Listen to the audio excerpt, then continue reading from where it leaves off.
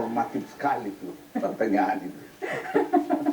Nanti kalau misalkan kan dari kepentingan nasional di mana diutamakan nggak dalam BOP itu? Begini, apapun yang kita bicarakan ini, kan dia sudah masuk.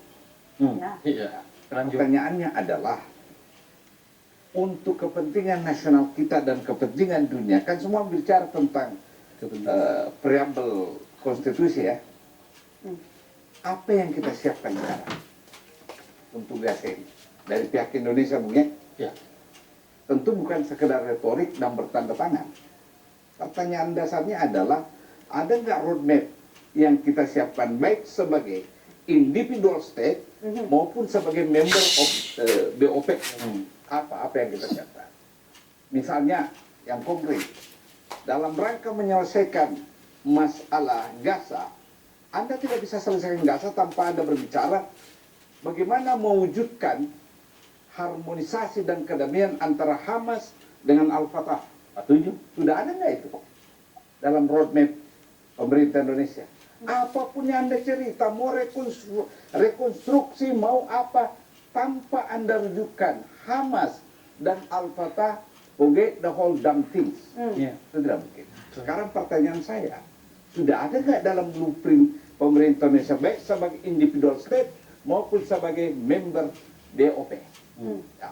Yang kedua, ya, dalam rangka rehabilitasi, rebuilding Gaza, sudah ada nggak persiapan kita?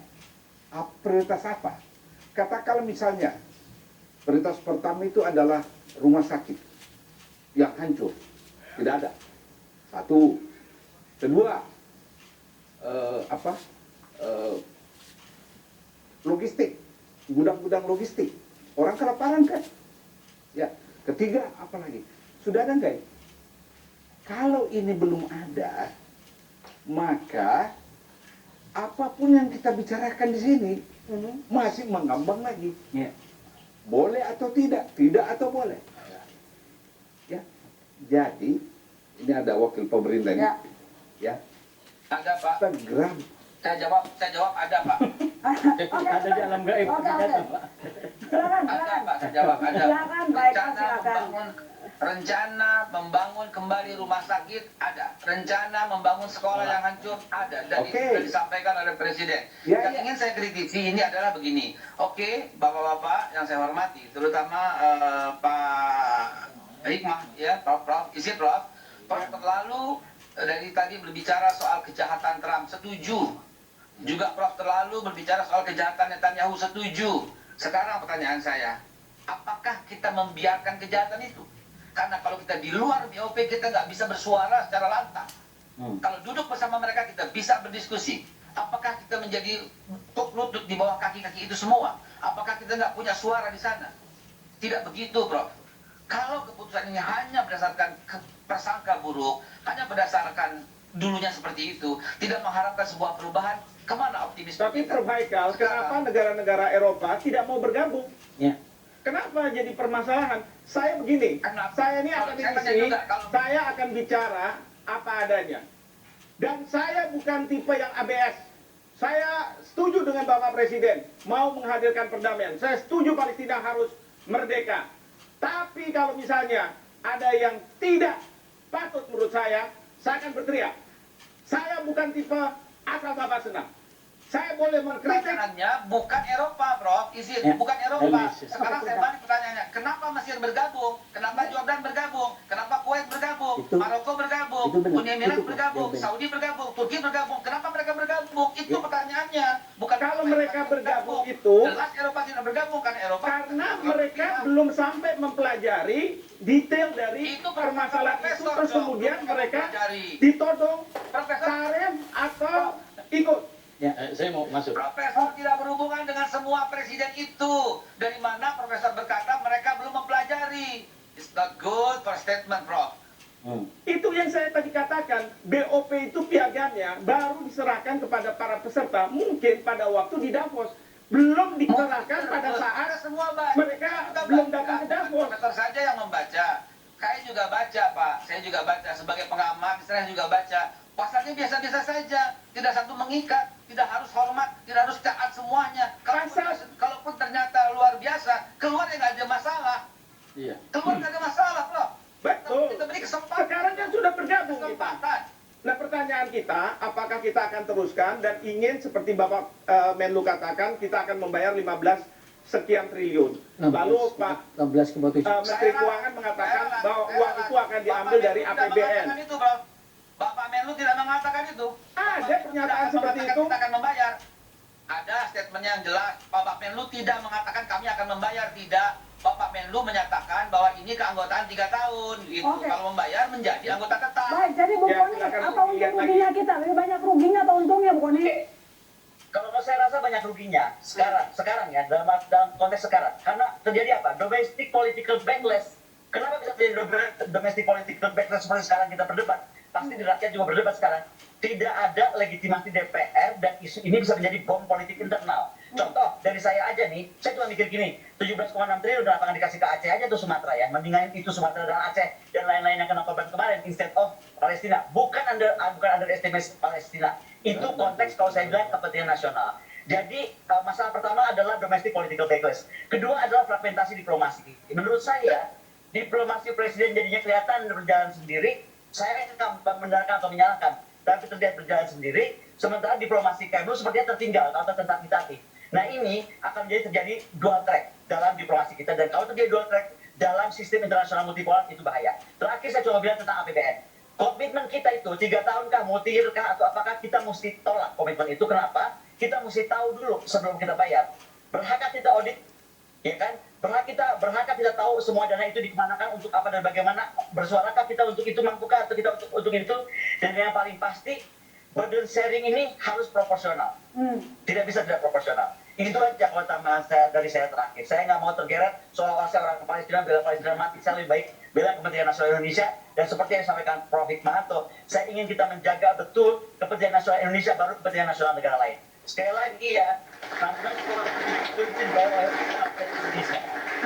Mas Adam, selamat dijawab. Kita tuh fragmentasi nggak? Kalau tahu Koni kali. Ya dulu rakyat dibandingkan rakyat lain. Oke, baik. Jangan digeser-geser sudah bayar. Jangan digeser-geser sudah bayar. Ayo, Ya, belum bayar. Iya. Pak Andul, silakan. Kita kan bukan masalah belum Pak. Sebentar Andi tadi sudah atau belum. Saya lagi bilang bahwa ini kita mesti yakinkan ini beres. Buktinya saya terjadi kan. Ada political backlash terjadi karena memang nggak jelas. Yang saya bilang tadi bukan masalah sudah bayar. Saya bilang yakinkan komitmen kita itu multi-year atau tidak. Kemudian mampukah kita mau audit dan bertanya tentang transparansi audit. Yang ketiga, pastikan tidak ada keadilan pada burden sharing dalam yang proporsional dalam pembayaran ini. Baik, dijawab sama Mas Adam. Silakan. Yang pertama adalah tadi disampaikan Babe Haikal juga bahwa ini belum dalam konteks berapa bayarnya ya. Tadi kalau sudah disebutkan berapa 1 billion dolar, ini juga belum disampaikan bahwa apakah ini kemudian menggunakan sorry di sini ya. Saya pikir ya, yang saya tahu Presiden Putin masuk komitmen 16,7 triliun. Oke, ya betul. Kita akan wajib membayar sebesar angka itu. Makanya saya bilang dalam persepsi saya 16,7 triliun ini belum disampaikan apakah ini menggunakan APBN atau kemudian ya ini kemudian ini adalah bagian dari humanitarian aid, artinya ini bagian bentuk dari kemanusiaan itu sendiri. Ini yang pertama. Yang kedua tadi terkait dengan keterlibatan Palestina. Ya, di situ ada National Committee for Administration of Gaza. Nah, disitulah yang kemudian Palestina terlibat. Yang ketiga, ketika kita berbicara 25 yang ada di board office, itu ada 18 yang mendukung Palestina merdeka. Sedangkan 7 ketika sidang umum PBB itu tidak mendukung. Artinya, dalam konteks ini kemudian kita ketika berdialog, kemudian kita di situ adalah diplomasi spare, itu sah-sah saja. Nah, yang selanjutnya ketika kita berbicara perbedaan hak veto yang ada di Dewan Keamanan PBB dengan hak veto yang ada di board office itu berbeda. Hak veto yang ada di Dewan Keamanan PBB itu tadi ada 5 negara. Semuanya yang lain-lain itu tidak ada urusannya. Tapi kalau kita berbicara soal hak veto yang ada di board office itu kemudian 2/3 dari bagian dari board office itu bisa melakukan perundingan kembali ketika kemudian ada persoalan-persoalan yang tidak melibatkan keadilan bagi Palestina. Mas, pasal 3.1 huruf E mengatakan decisions shall be made by a majority of the member state present and voting subject to approval of the chairman. subject to, dengan ketentuan harus mendapatkan persetujuan dari chairman. Gimana ceritanya ini seperti ini? Iya. Jadi ini sama saja dengan ketika ada Security Council yang bikin gara-gara semua macet, multilateralisme macet itu kan Amerika. Veto. Berapa kali veto? Veto ya. Berapa kali veto dan berapa kali juga berapa jumlah korban yang setelah yang sudah kita saksikan gara-gara veto. Iya. Nah ini Security Council sudah tidak dianggap. Sekarang Trump menjadi satu-satunya kuasa. Orang pribadi coba bayangkan. Lebih veto. Kalau umpamanya Dan konsepnya bahayanya tinggi, apalagi kalau tadi ada sebutkan ini belum jelas semuanya. ya. Jadi bagaimana kita bisa masuk dalam sebuah badan yang tidak jelas, uang itu kemana, itu Ya. juga belum jelas. Tadi Prof, saya usul begini memang kepada pemerintah ya, karena melihat ini dampaknya begini, menurut saya memang pemerintah memberikan forum, menyampaikan kepada mereka yang selama ini jadi punya perhatian terhadap persoalan ini dan menyampaikan secara konkret apa pikiran-pikirannya. Itu satu. Saya Yang setuju kedua, seperti yang disampaikan Prof. Koni tadi, ini tidak bicara dengan rakyat, tidak bicara Ya. dengan DPR, komunikasi publiknya tidak jalan. ya, Kami Itu merasa diperbaiki lah, saya itu itu. dekat dengan kawan-kawan filantropi, dekat dengan kawan-kawan pembela Palestina, itu semua bertanya, bahkan mayoritas resisten terhadap kehadiran Indonesia di Board of Peace. Dan tanpa mengurangi rasa hormat saya sama Mas Adam, pertanyaan saya adalah Kementerian Luar Negeri di mana? Bukankah kalau urusan seperti ini Kementerian Luar Negeri itu yang harusnya melakukan pengecekan, verifikasi